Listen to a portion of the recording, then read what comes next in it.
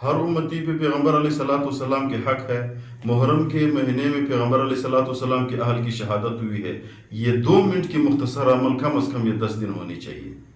2 minute کی زیادہ ثواب بھی ہے اور پیغمبر علیہ السلام خوش بھی ہو جائیں گے. اور فائدہ بھی یہ ہے، علماء نے لکھا ہوا ہے کہ اگر کسی نے یہ 10 دن یہ عمل کر دیا، مجرب ہے، علماء نے تجربہ کیا ہے، تو پورے سال انشاءاللہ سکون اور آرام کے ساتھ اس شخص پہ گزرے گا. وہ کون سے ہے؟ پیغمبر علیہ السلام پہ 4 درود پڑھے.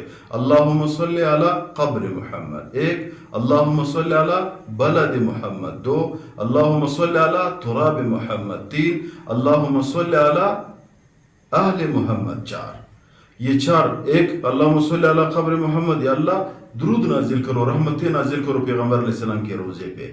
دوسرا، یا اللہ اللہم صلی علی تراب محمد، یا اللہ درود اور رحمتیں نازل کرو اس مٹی پہ جہاں پیغمبر علیہ السلام موجود ہے.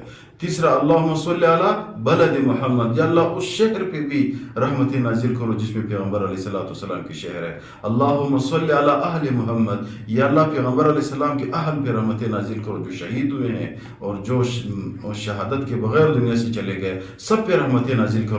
درود ہے، پیغمبر علیہ السلام فرماتے ہیں من صلی علیہ مرتن، جس نے میرے اوپر ایک دفعہ درود شریف پڑھا، اللہ تعالیٰ کے 10 رحمتیں اس پہ نازل ہوتے ہیں.